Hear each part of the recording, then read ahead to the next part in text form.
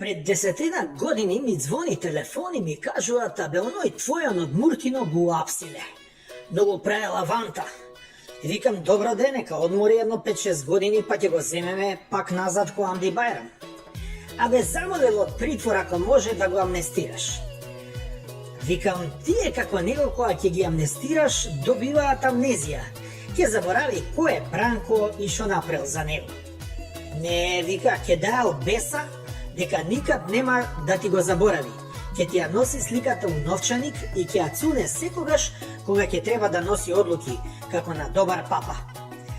И го помилував со мојата папска рака, а не ми ја цуна никогаш. И после фати да игра со мобилни телефончиња, да снима, да емитува, да сече, да лепи. И јас си отидов.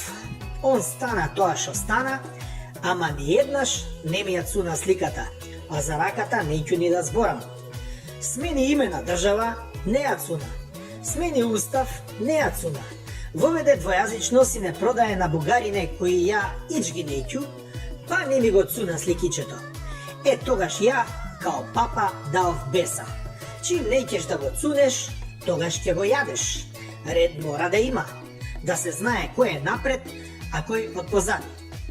Јас сум се уште тука, не си одам.